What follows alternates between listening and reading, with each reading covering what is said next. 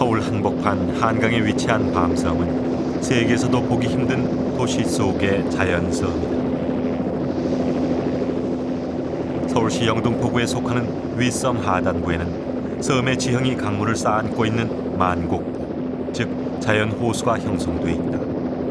밤섬에서 유일한 인공 구조물은 남북으로 섬을 가로지르는 서강대교.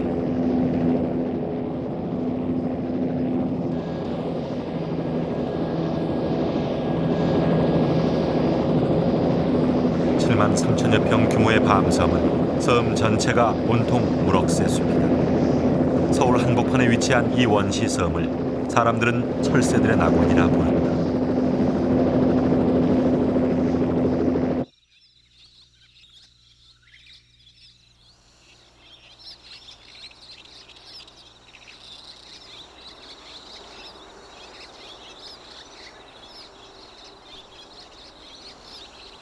지천으로 피어나는 들꽃들이 생명들을 불러들이는 5월. 밤섬은 생명의 에너지로 가득하다.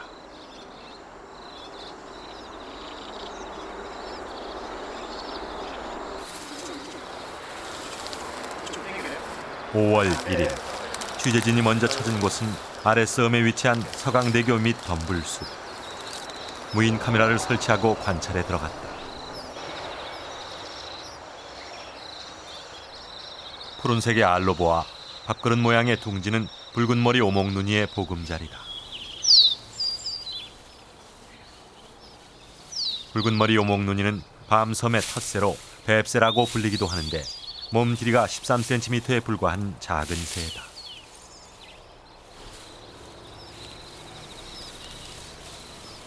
(4월) 중순에 짝짓기를 끝내고 산란을 한다. 붉은 머리 오목눈이가 산란하는 알은 보통 3개에서 5개. 아직까지 부화하지 못한 알도 있다. 밤섬의 새들은 자연 상태에 비해 평균 20% 이상 부화율이 떨어진다. 서강대교를 질주하는 자동차 소음 탓이다. 흰뺨 검둥오리 새끼가 이제 막 탄생했다. 다행히도 12마리가 모두 무사히 태어났다. 밤섬 도초에 무성한 무럭새 군락은 천적으로부터 안전하게 새끼들을 키울 수 있는 좋은 은신처가 되어 한강의 수많은 생명들을 불러들인다.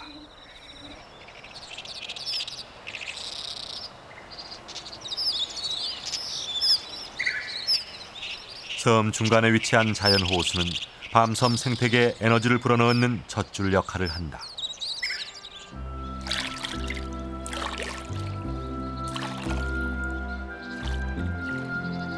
외가리가 사냥을 나왔다. 물속을 노려본 것은 잠시. 순식간에 물고기를 낚아챈다.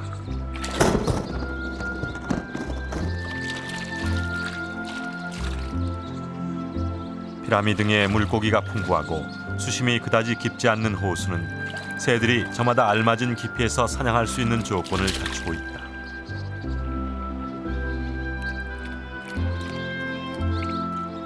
우리나라에선 드물게 번식하는 것으로 알려진 깝작도요. 호수변에는 녀석이 좋아하는 갯지렁이가 넘쳐난다.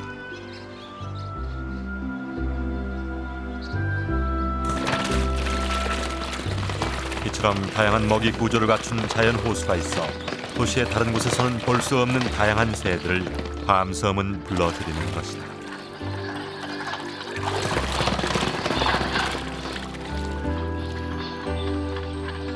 청둥오리 한 쌍이 짝짓기에 들어갔다. 고개를 끄덕이는 것은 구애를 벌이는 행동.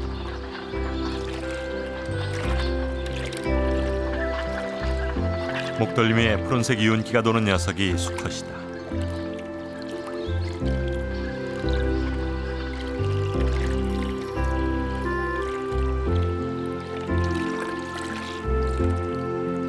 청둥오리는 겨울 철새지만 10년 전부터 이곳에서 번식한 놈들은 밤섬의 텃새가 됐다.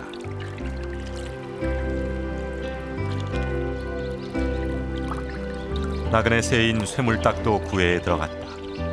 암컷이 고개를 숙이고 앞서가면 구애를 받아들인다는 뜻이다.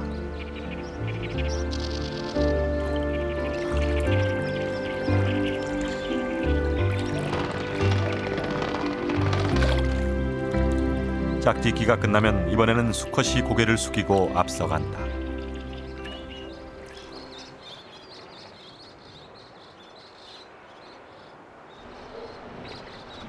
밤섬에 발달한 모래톱은 민물조개의 터전이다.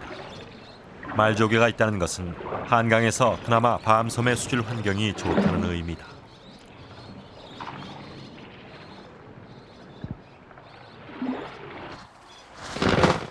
물이 빠지면 모래톱은 새들의 놀이터로 바뀐다. 인공 제방을 쌓은 한강 뚝과는 다르게 밤섬에는 모래톱이 있어 새들에게 휴식처를 제공한다.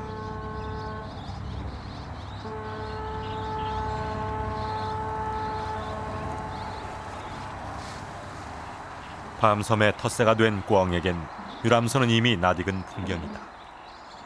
한가롭게 먹이를 먹는 이들의 모습에서 밤섬이 새들의 영토임을 알 수 있다.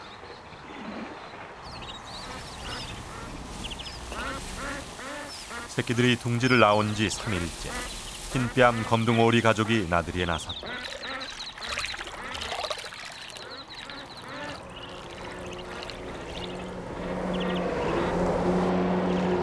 오늘은 밤섬에서 500m 거리에 있는 모형 오리배 선착장까지 나들이를 나왔다.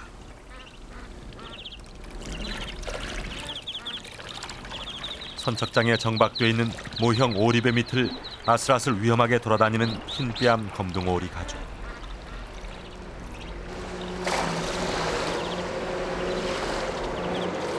모터보트가 선착장에 나타나자마자 줄행랑을 놓는다.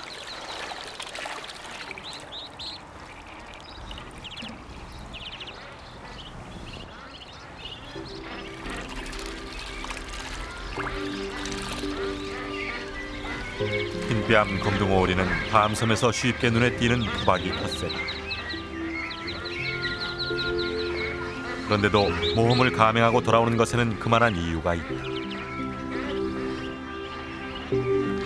세상 밖으로 나온 이상 환경에 빠르게 적응한 놈만이 살아남는다. 어미는 도시의 밤섬에서 살아가는 법을 나들이를 통해 새끼들에게 가르치는 것이다.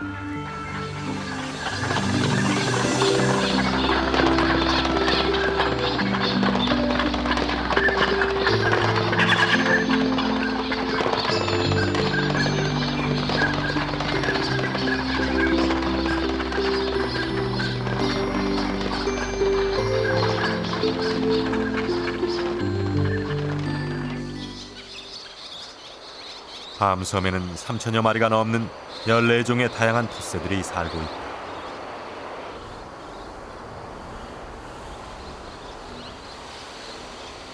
텃새들의 주거 공간은 종의 습성과 개성에 따라 그 영역을 달리한다.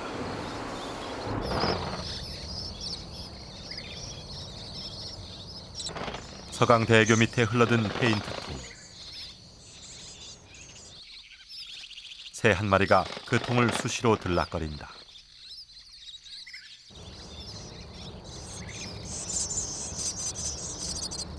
박새다. 박새가 페인트통을 드나드는 까닭은 무엇일까?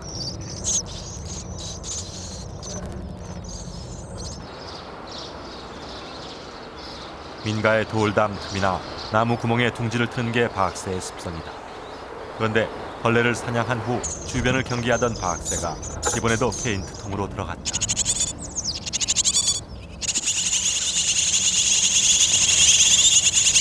페인트통은 박새의 둥지였다.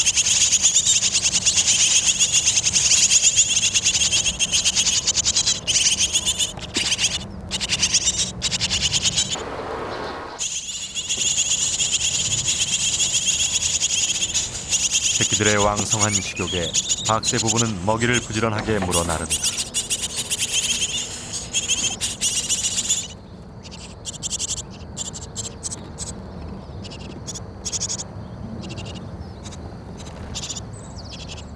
어미가 새끼의 배설물을 받아내는 것은 냄새를 없애 천적의 침입을 막기 위해서다.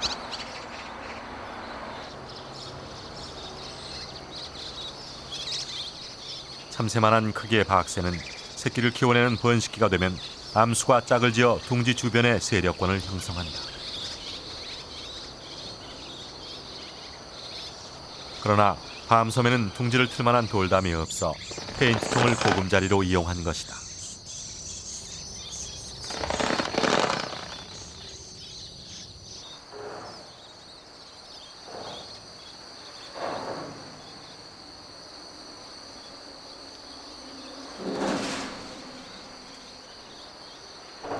서강대교를 건설할 때 생긴 거푸집 구멍은 노란 점 나란히 벌의 둥지.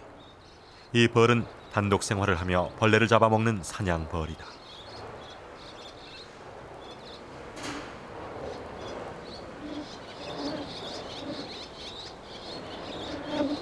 도시의 다른 곳에서는 보기 힘든 노란 점 나란히 벌이 밤섬의 둥지를 튼 것은 밤섬 생태계가 건강하기 때문이다.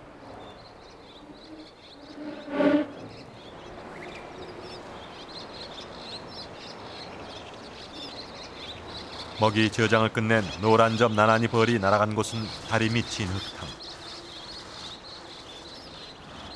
꼼꼼하게 진흙 경단을 만든다.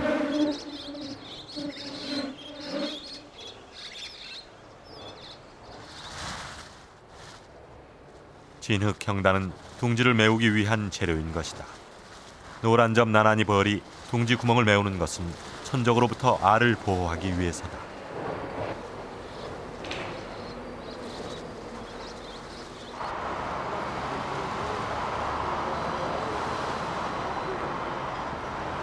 도시의 인공 구조물을 이용하는 생물도 있지만 밤섬 생태계에서 인공 구조물은 그 자체가 위협이다.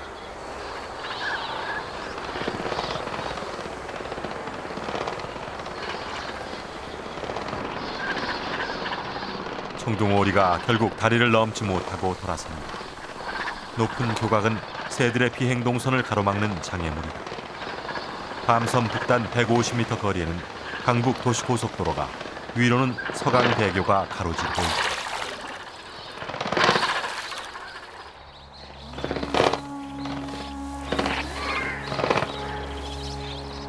호숫과 풀숲에서 눈에 띈 외가리는 몸을 제대로 움직이지 못했다.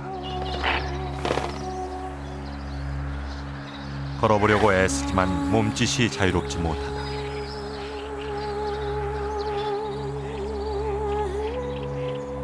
어디선가 날아온 연줄이 다리와 날개를 한꺼번에 얽어버린 것이다. 그 사소한 장애물도 밤섬의 새들에겐 치명적이다.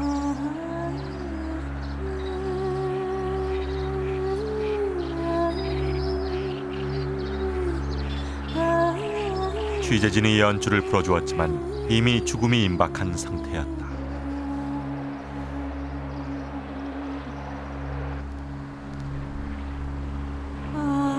밤섬 곳곳에서 날개를 다친 새들이 심심치 않게 목격됐다.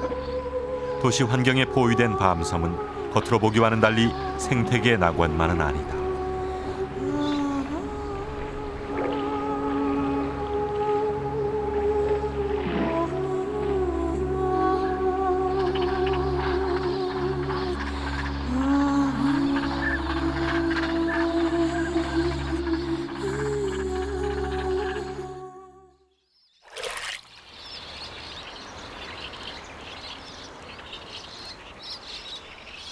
(5월) 5월 중순 산란철이 되면 한강의 물고기들이 밤섬으로 몰려든다.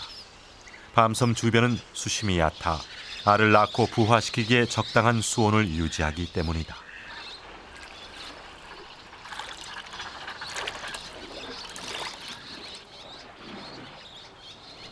사냥 나온 새들이 호수 안에 있어도 잉어들이 수면 위로 모습을 드러냈다.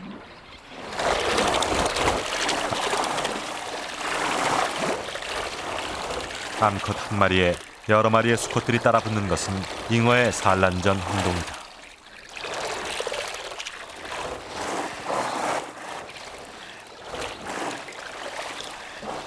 잉어 떼들이 밤섬으로 몰려드는 까닭은 무엇일까? 첫째는 산란전 역할을 하던 한강변이 개발과 함께 콘크리트 제방으로 바뀌었다. 둘째는 이곳 밤섬이 잉어들이 알을 낳을 조건들을 갖추고 있기 때문이다.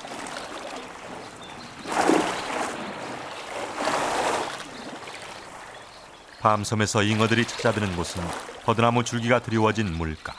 이곳이 잉어의 산란장이다.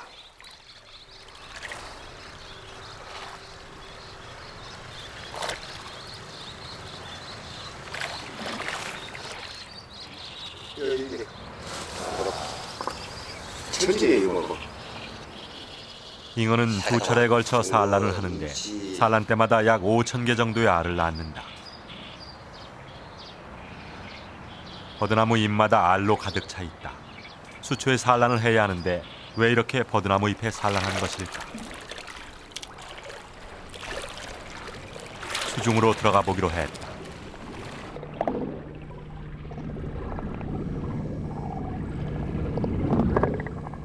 수중 시야는 한치 앞을 볼 수 없을 정도로 탁했다. 물고기의 산란처가 될 만한 수초는 어디에도 없었다. 한강 상류에서 떠밀려온 퇴적물로 수초가 자랄 수 없는 수중 환경이었던 것이다. 결국 수초를 찾아다니던 잉어떼가 수중에서 알바지로 선택한 곳은 돌무더기였다. 바위마다 알들이 빼곡하다.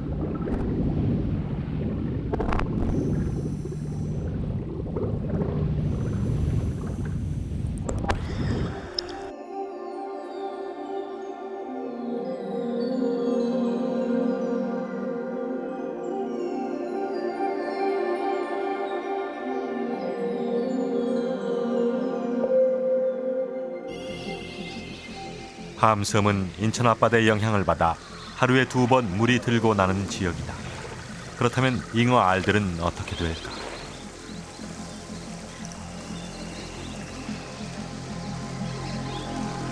물속에 잠겨있던 버드나무 줄기는 완전히 수면으로 노출됐다. 잉어 알들은 대부분 말라 죽었다.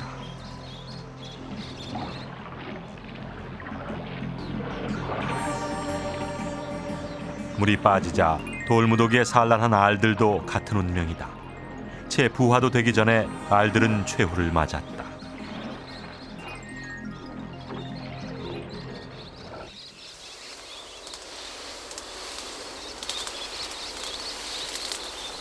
밤섬 생태계는 겉으로 보기에는 평화롭다.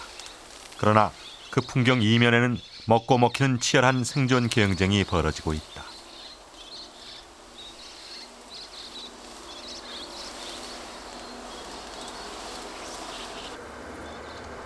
흰뺨 검둥오리 새끼가 무럭새 군락에서 죽음으로 발견됐다.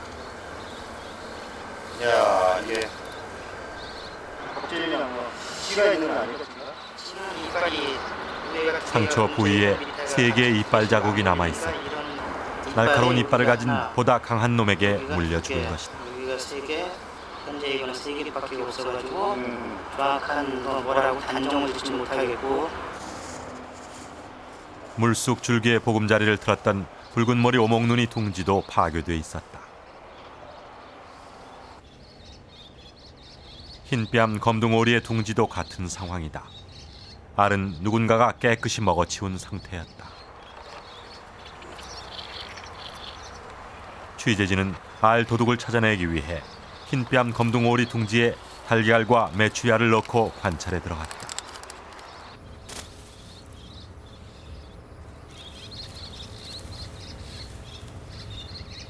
사흘 만에 카메라에 포착된 도둑은 까치였다. 까치는 이렇게 염치 좋게 남의 둥지를 털어서 자신의 배를 채워왔던 것이다.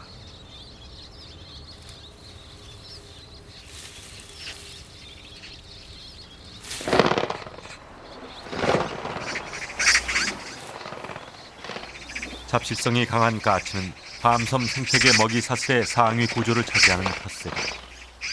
먹고 먹히는 먹이사슬 구조는 밤섬 생태계의 건강성을 가늠하는 척도다. 약한 놈은 잡아먹히고 강한 놈만 살아남는다. 이것이 생태계의 법칙이다.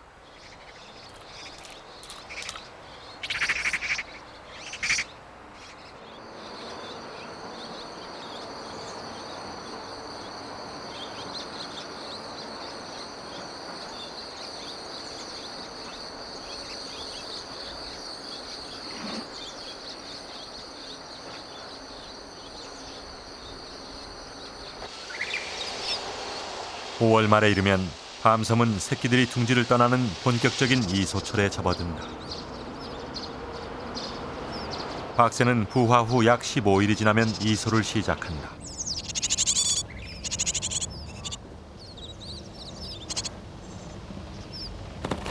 그러나 새끼들은 선뜻 세상 밖으로 나와주지 않는다.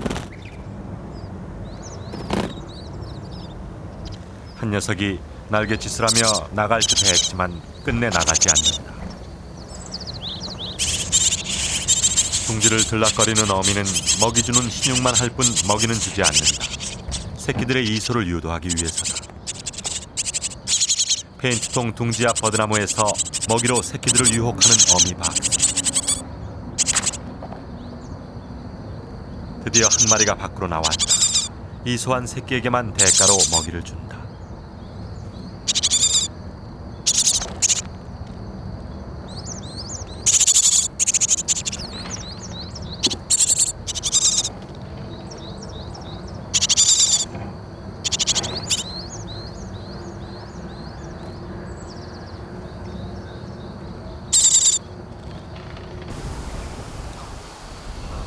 이제 밤섬의 식구가 된 어린 박새. 그러나 한동안은 어미 곁에 붙어 다니며 새로운 환경에 적응하는 법을 배워야 한다.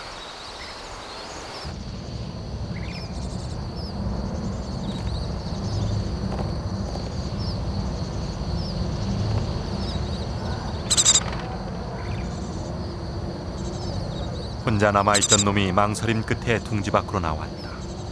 둥지를 떠나는 게 두려워 잠시 주춤거리던 녀석이 드디어 날아오른다.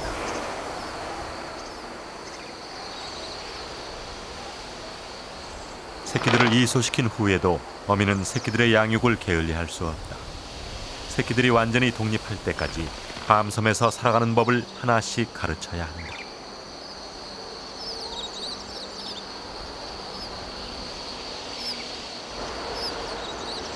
이제 이 어린 박새는 도시의 구조물로 에워싸인 도시 섬의 텃세로 살아갈 것이다.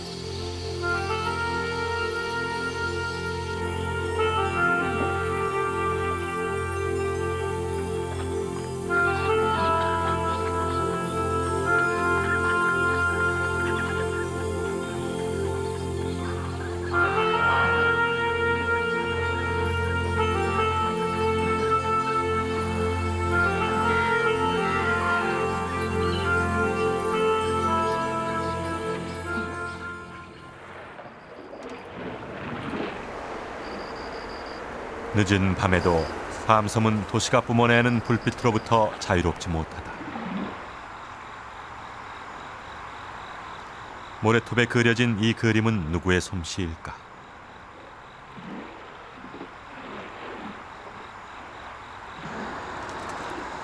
말조개였다. 천적들이 잠든 시간, 모래톱은 온전한 말조개의 차지다. 말조개는 이렇게 밤새도록 기어다니며 모래 속의 유기물질을 섭취한다.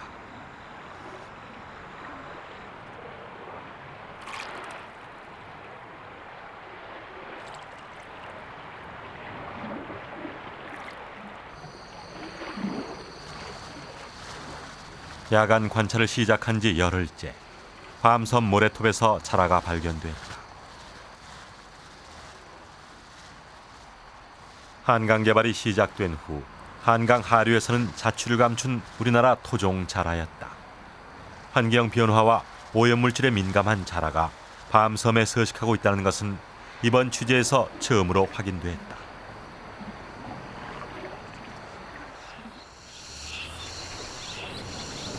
무더운 여름밤 모래톱을 찾아 산란을 하는 게 자라의 습성이다. 그렇다면 어젯밤 자라가 모래톱에 산란을 하러 왔던 것은 아닐까. 다음날 취재진은 자라의 발자국을 찾아 나섰다. 틀림없는 자라의 발자국이었다.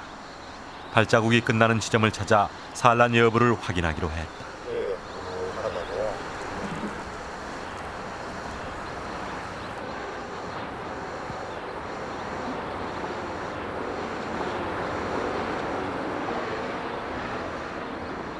한강에서 자라의 산란장이 30년 만에 처음으로 확인되는 순간이다.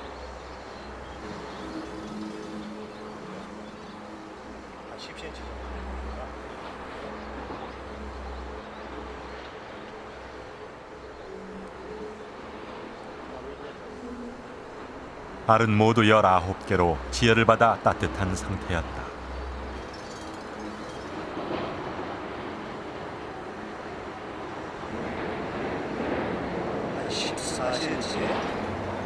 14cm 되겠습니다. 산란장의 깊이는 14cm. 자라 알은 25도 내외의 온도에서 약 60일이 지나면 부화한다.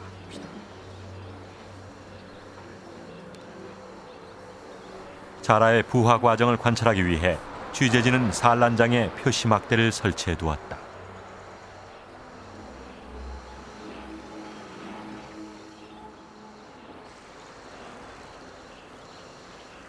자라의 산란을 확인한 후 더 이상 자라는 눈에 띄지 않았고 물가에서 주로 관찰되는 것은 붉은 귀거북뿐이었다.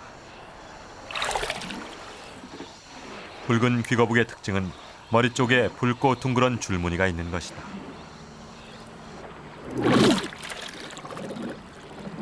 붉은 귀거북은 미국산 수입 거북으로 청거북이라 불리기도 한다.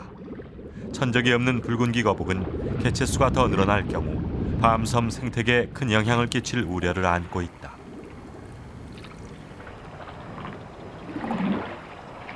밤섬에서 관찰된 붉은 귀거북의 개체수는 약 500여 마리.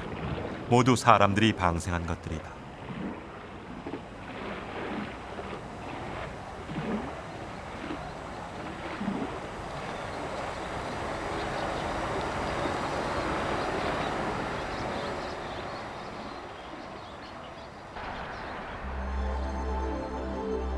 (7월) 초 드디어 자라가 카메라에 포착됐다. 등껍질이 연하고 주둥이가 뾰족한 자라는 몸의 길이가 약 25cm 정도. 자라는 주로 물고기나 수소곤충을 먹고 산다.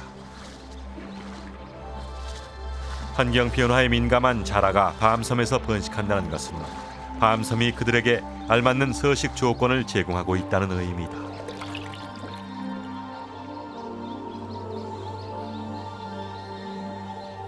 이 녀석은 멸종 위기에 처한 토종 민물거북 남생이. 남생이는 환경부 지정 보호 야생 동물이다. 눈에서 목에 이르는 부분에 누르스름한 무늬가 있고 진한 갈색을 띠는 등갑이 특징이다. 한강둑이 콘크리트 제방으로 바뀌면서 산란장을 잃고 모습을 감췄던 남생이가 최후의 피난처로 밤섬을 찾은 것이다.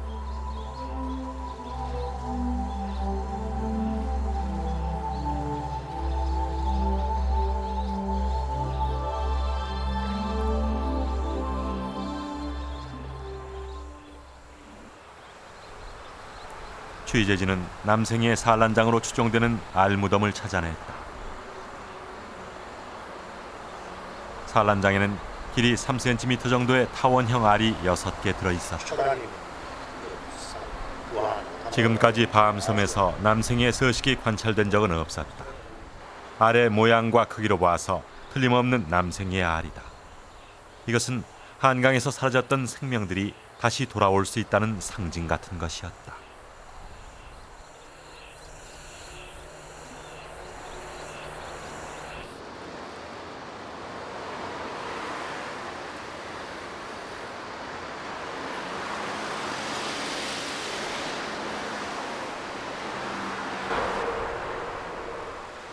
밤섬 곳곳에 여름꽃이 무성해지는 이맘때는 여름철새 개개비의 번식기다.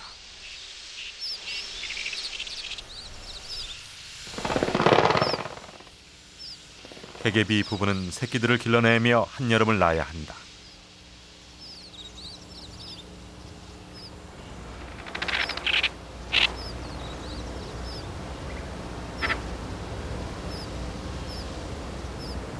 먹이가 커서 삼킬 수 없는 새끼에겐 어미는 먹이를 주었다가도 다시 빼앗는다. 자칫 잘못하면 새끼가 질식하기 때문이다.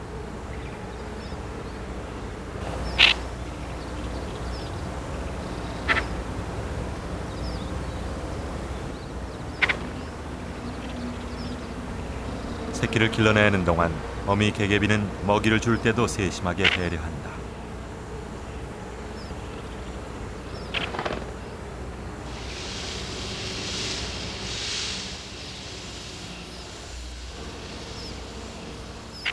한여름 뙤약볕이 내리쬐을 때면 어미는 햇빛을 가려주는 새끼들의 방패막이가 되기도 한다.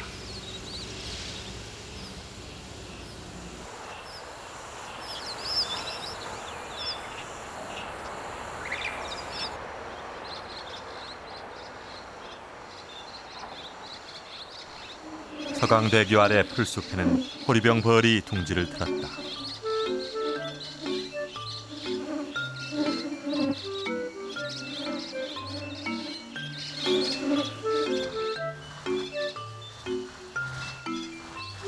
이미 산란을 마친 호리병 벌은 애벌레들이 깨어나면 먹을 먹이를 10여 마리 정도 저장해 둔다.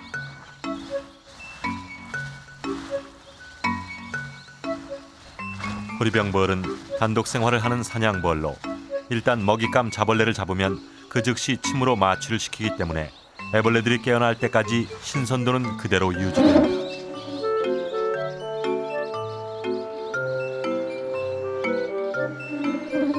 자벌레 사냥을 끝낸 호리병 벌은 황토 흙이 있는 곳으로 향한다.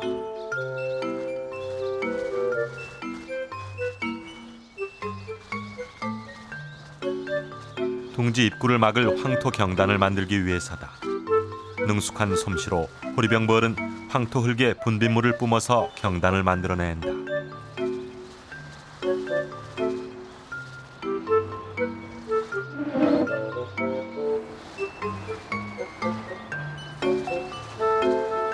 황토 경단을 물고 온 호리병 벌은 혀와 턱, 앞다리를 이용해 입구를 메워 나간다.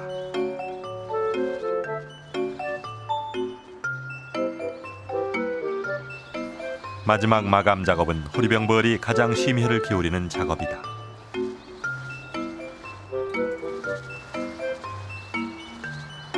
마치 도공이 도자기를 빗듯 꼼꼼하게 둥지 손질을 마치면 어미는 둥지를 떠난다.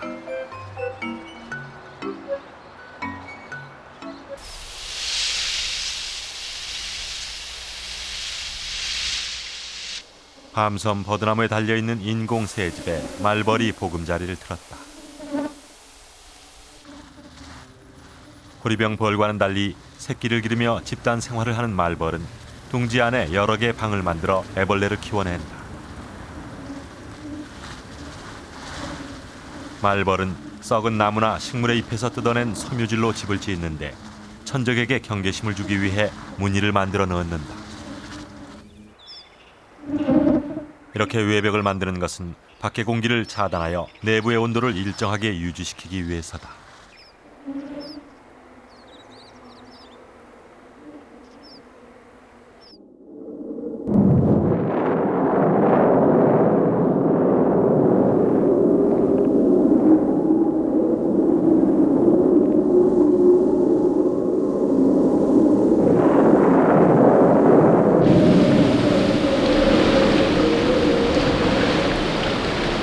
장마가 시작돼 태풍 올가가 상륙하면서 한강 하류에 홍수주의보가 내려집니다. 8월 1일 팔당댐에선 방류를 시작합니다. 순식간에 밤섬은 잠기기 시작합니다. 아직 날지 못하는 대개비 새끼가 위태롭게 물억새의 의지에 목숨을 건다.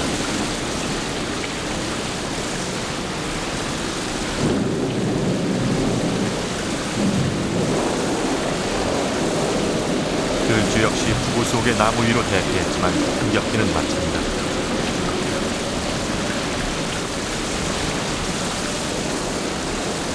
벌레들도 나무 꼭대기로 대피 내려놨다.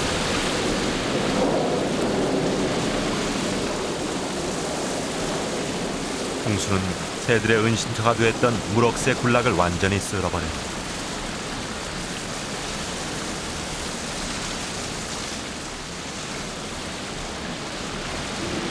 미처 대피하지 못한 놈들은 대부분 비수면성 육상조류야. 비에 젖은 해오라기가 날아보려 애쓰지만 움직이는 것조차 자유롭지 못해.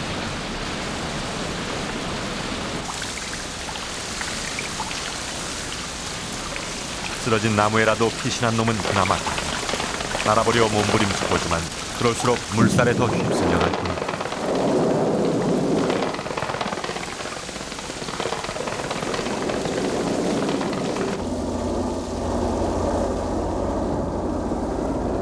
(8월 2일) 취재진도 텐트를 걷어 밤섬에서 철수했다.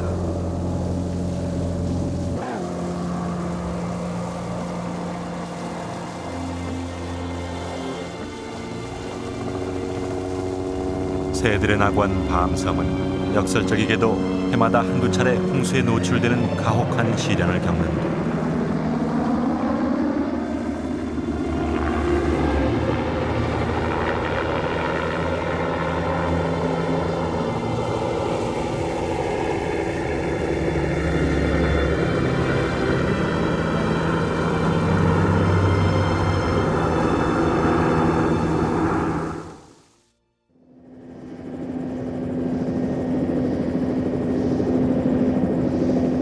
밤섬의 침수 역사는 여의도 건설과 맞물려 있다. 32년 전만 해도 밤섬은 사람이 사는 섬이었고 여의도는 상습 침수 지역이었다. 그런데 여의도 개발에 필요한 흙과 돌을 조달하기 위해 밤섬이 폭파됐다. 그 후 사람 떠난 폐허에 생명들이 몰려들었지만 밤섬은 상습 침수 지역이 됐다.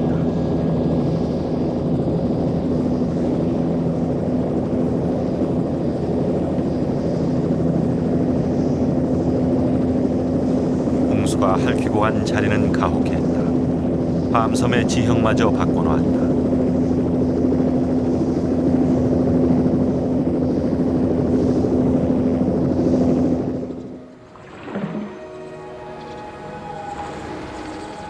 홍수에 떠밀려온 쓰레기가 2.5톤 트럭으로 100대 분량에 달했다.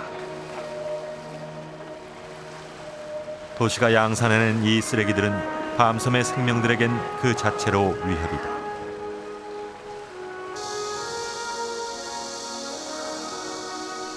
무럭새 군락의 새 둥지들은 모두 떠내려가고 없어졌다. 박새가 둥지를 틀었던 페인트통도 사정은 마찬가지.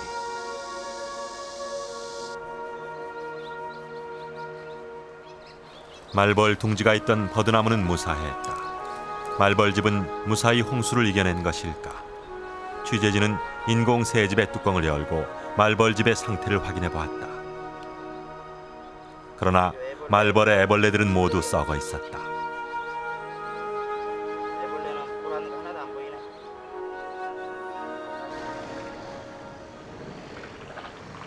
홍수에 떠밀려온 퇴적물로 밤섬의 모래톱은 거대한 산으로 바뀌었다. 취재진은 자라알과 남생이알을 찾아 나섰다. 산란장에 꽂아두었던 표식기마저 모래톱에 잠겨버려 산란장을 찾는 것은 힘든 일이었다. 이게 산으로 딱 되네. 1m 정도 파내려갔을 때 자라알 산란장에 꽂았던 표식기가 드러났다.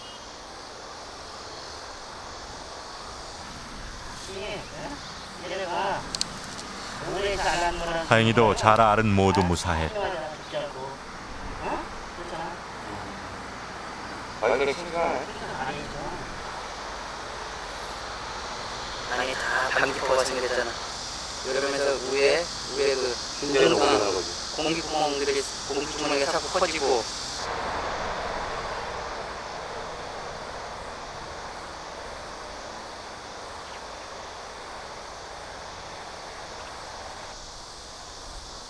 남생이의 산란장도 1m 이상 파묻혀 있었다.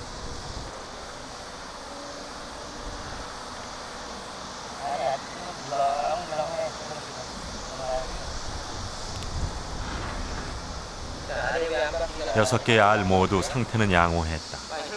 1m가 넘는 모래톱에 알들을 그냥 둘 경우 2, 3일이 경과되면 모두 죽게 된다.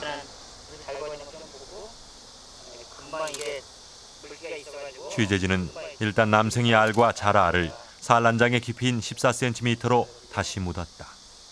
알들이 무사히 부화하기 위해서는 적당한 산소가 공급되고 25도 내외의 온도가 유지돼야 한다.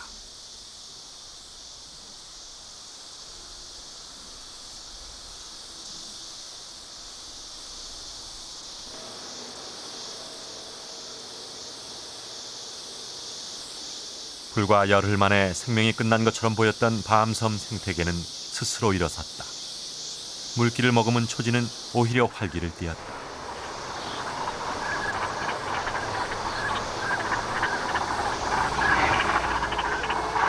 다른 곳으로 대피했던 새들도 밤섬으로 돌아왔다.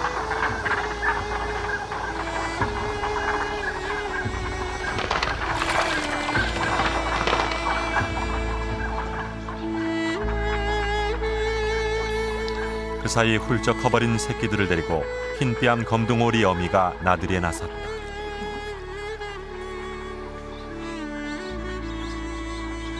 희생 끝에 얻은 평화라 밤섬의 생명들에겐 소중한 시간들이다.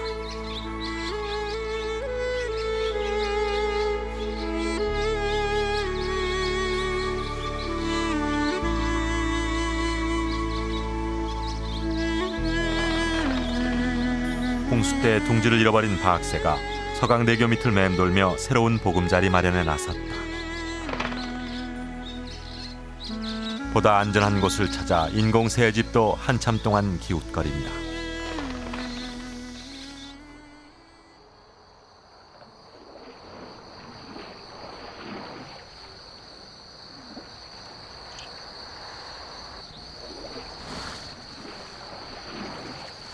취재진이 자라를 묻은 지 6일 만에 모래톱에서 움직임이 감지됐다.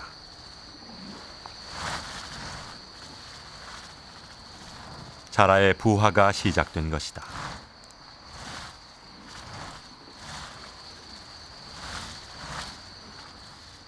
(2cm) 정도 크기의 새끼 자라는 건강했다.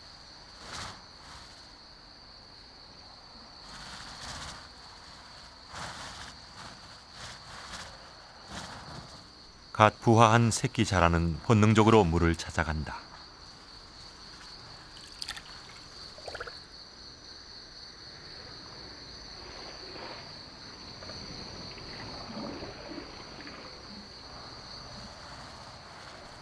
새끼 자라의 부화는 약 5시간 동안 계속됐다. 모두 부화에 성공했다. 자라는 태어나는 순간부터 스스로 먹이를 찾고 혼자 힘으로 살아가야 한다.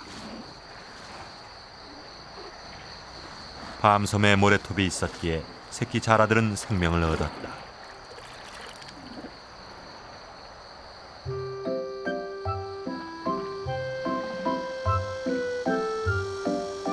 피부 호흡과 허파 호흡을 동시에 하는 자라는 수시로 물 밖에 코를 내밀고 숨을 쉬인다. 새들은 새끼 자라의 천적. 새들이 나타나면 재빨리 모래톱에 몸을 숨긴다.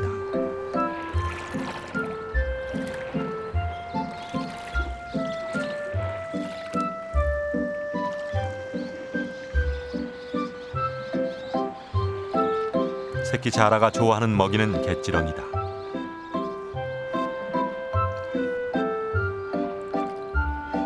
사냥하는 법을 누가 가르치지 않아도 본능적으로 갯지렁이를 낚아채 배를 채운다.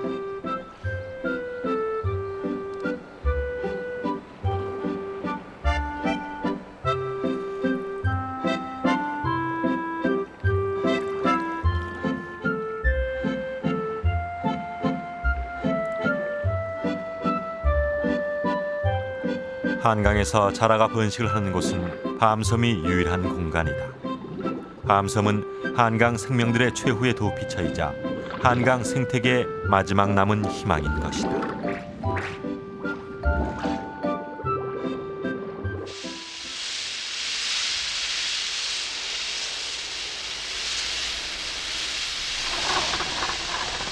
(9월 20일) 태풍 앤이 상륙했다.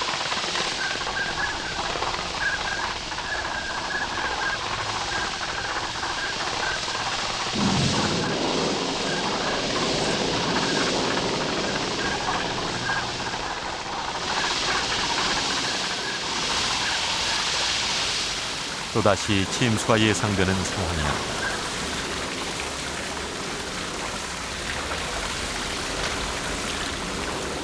(1차) 침수를 경험한 취재진은 아직 부화하지 않은 자라 알과 남생이 알을 안전한 곳으로 이동시키기로 했다.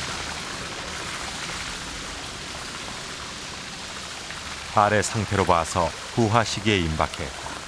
비가 그칠 때까지 기다릴 수 없는 상황이었다.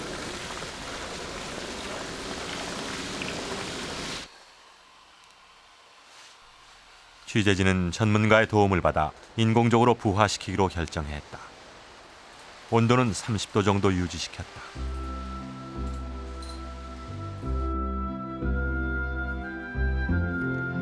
먼저 자라가 부화하기 시작했다.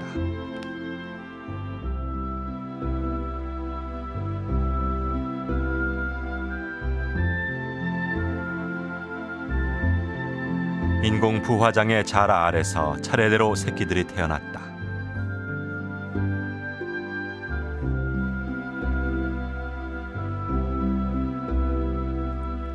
남생이 알을 다시 묻은 지 3일 만에 새끼들의 부화가 시작됐다.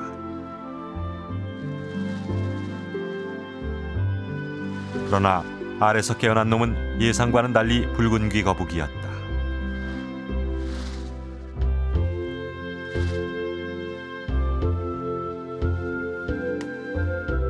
전문가들조차 구분할 수 없을 정도로 남생이 알과 붉은 귀 거북 알은 똑같았다. 밤섬에서 붉은 귀 거북까지 번식한다는 것이 이번 취재에서 확인됐다.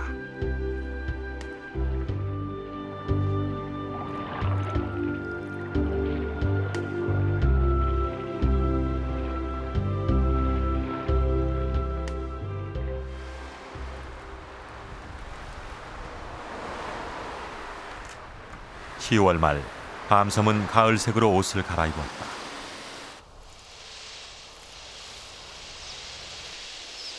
여름새가 새끼를 낳고 키워낸 무럭새굴락이 앙상해지는 이 시기, 밤섬에는 새들의 집단 이주가 시작된다.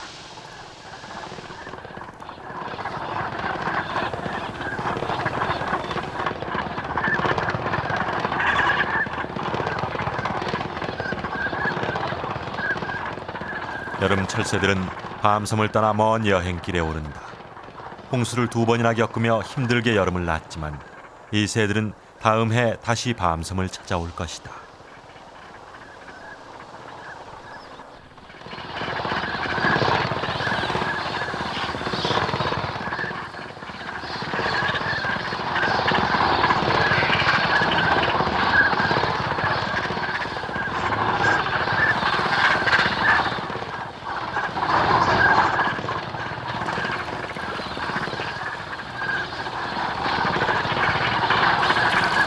여름 철새가 떠난 빈자리에 12종 만여 마리에 달하는 겨울 철새들이 날아들었다. 밤섬의 식구들이 가장 많아지는 것. 밤섬을 찾은 겨울 철새는 대부분 오리고. 한강 하류에서 인간의 간섭이 덜한 자연 공간은 밤섬뿐이다. 겨울 철새들이 밤섬을 찾아오는 것도 그 때문이다. 밤섬을 찾은 쇠오리는 5천여 마리.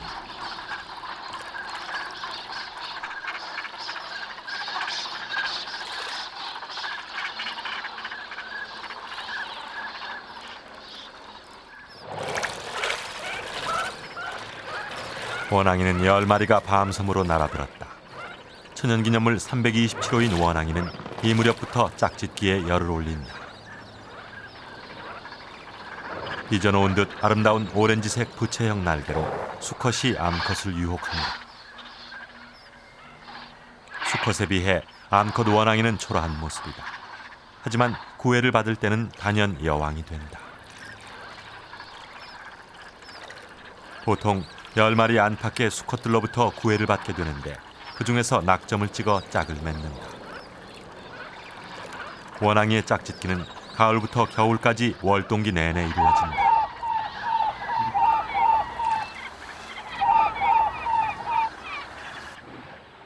제갈매기가 자신의 영역을 선포하고 나섰다. 하지만 까치는 물러서지 않고 갈매기의 먹잇감을 노린다. 끈질긴 까치 때문에 결국 갈매기는 물속으로 먹이를 끌고 들어간다. 먹이가 부족해지자 경쟁은 더욱 치열해진다. 먹이를 뺏지 못한 까치는 그 대신 말조개를 사냥해 깨끗하게 먹어치운다.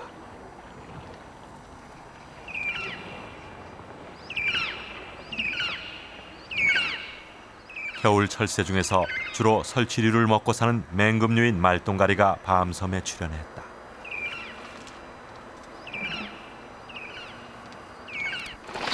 말똥가리가 뜨자 순간 밤섬 호수에는 대피소동이 벌어진다.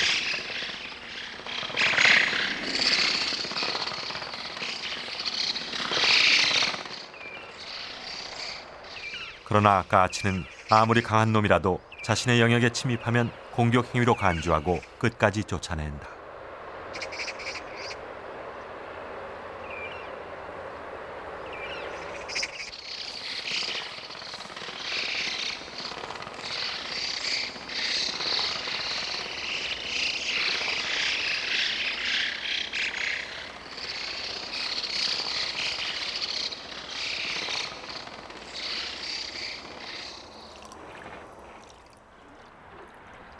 11월 기온이 10도 이하로 떨어지자 자라가 동면에 들어갔다. 동면 장소는 모래 진흙 밑.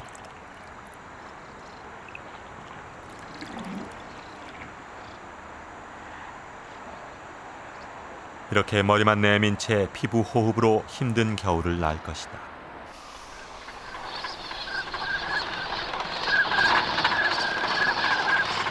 새들의 먹이 사냥터인 밤섬 호수가 얼어붙었다.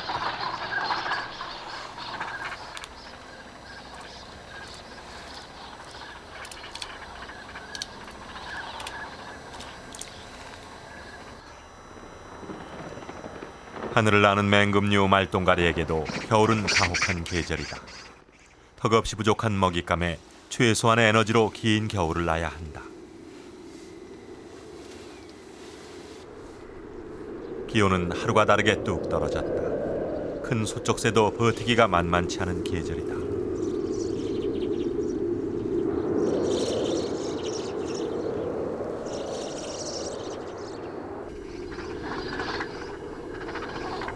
사람들이 정기적으로 가져다주는 먹이에 의존해 밤섬의 새들은 겨울을 난다.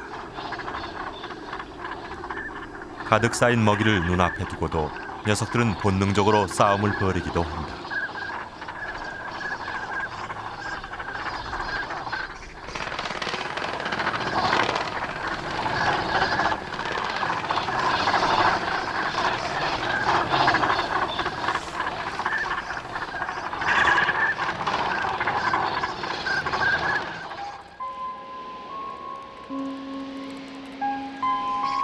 한강에서 이들이 겨울을 날 공간은 이곳 밤섬뿐.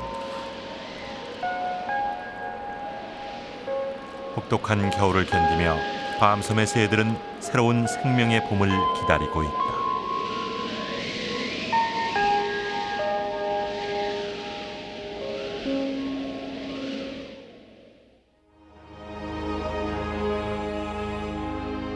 온통 콘크리트 제방으로 둘러쳐진 한강에서 말똥가리와 원앙, 큰 소쪽새가 살아가는 자연 그대로의 모습을 간직하고 있는 곳은 밤섬이 유일하다.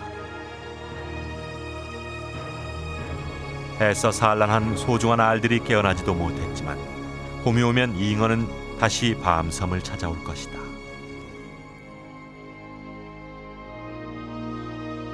매년 홍수에 잠기는 운명이지만 한강에서 이들이 갈 곳은 이곳 밤섬밖에 없기 때문이다. 만여 마리의 새들이 모여드는 밤섬. 자라와 남생이가 살아가는 이곳 밤섬은 과연 생태계의 낙원인가? 밤섬은 갈 곳 없는 한강의 생명들이 모여드는 최후의 피난처일 뿐이다.